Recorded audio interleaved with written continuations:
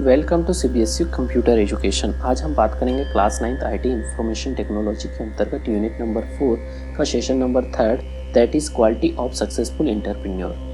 अब इस सेशन में हम जानेंगे कि एक जो है वेज एम्प्लॉय और एक एंटरप्रेन्योर में क्या जो है डिफरेंस होता है और साथ ही साथ एक एंटरप्रेन्योर में क्या क्या क्वालिटीज़ होते हैं उसके बारे में जानेंगे। तो चलिए स्टार्ट करते हैं इस सेशन में। तो देखते होंगे आपके डेली लाइफ में जो है कई सारे बिजनेसमैन को देखते होंगे और वो देखते होंगे कि वो ट्रेडिशनल तरीके से जो है अपने बिजनेस को करते आ रहे हैं।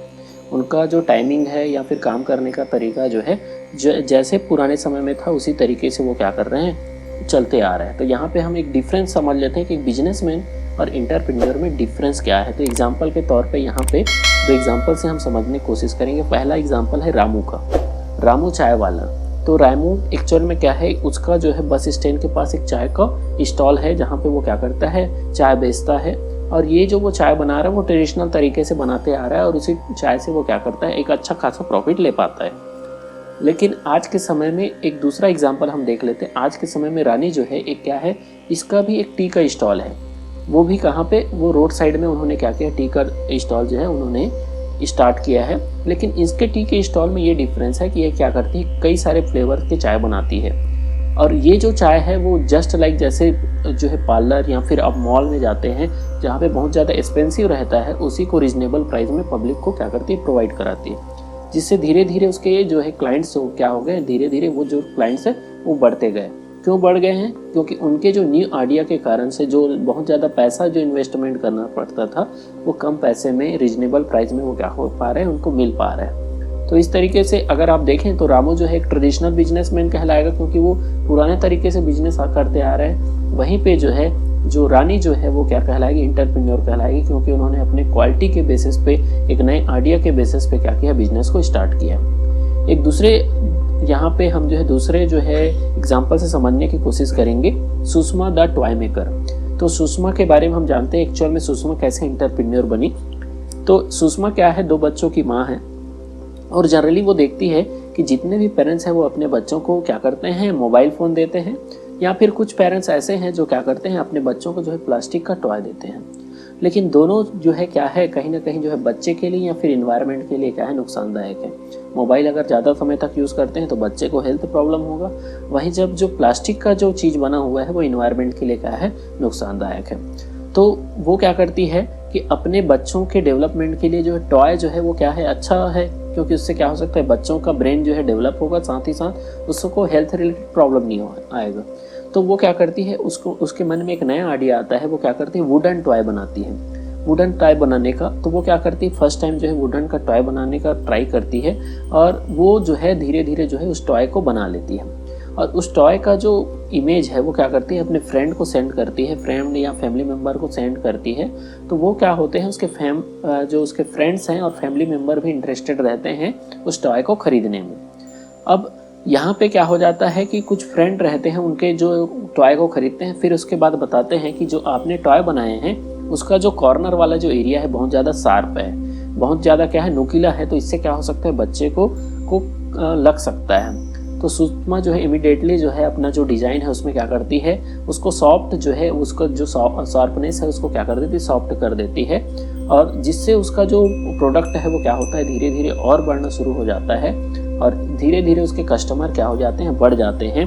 और क्यों बढ़ रहे हैं, क्योंकि उन्होंने क्या किया, अपने क्वालिटी में जो है जो उसमें जो कमियां था उसको हटा के जो है उसको क्या कर लिया, उसमें जो क्वालिटीज़ को इम्प्रूव किया गया।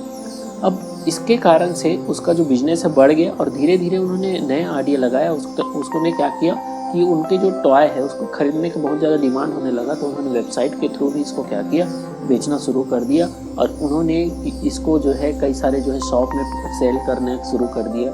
और 2 साल में वो क्या हो गया, इसके जो प्रोडक्ट हैं उसके डिमांड इतने ज़्यादा बढ़ गए कि वो जो है आज इंडिया के जो है सबसे, या फिर हम बोलें कि जो है बहुत ज़्यादा जो है टॉय सेल करती है। तो ये जो है एक एंटरप्रेन्योर का एग्जांपल है कि एंटरप्रेन्योर एक दिन में नहीं बनी, इसको बनने में बहुत समय लगा, लेकिन उन्होंने क्या किया, एक आइडिया उनके मन में आया और उस आइडिया को क्या किया, अपने डेली लाइफ में जो है इम्प्लीमेंट भी किया।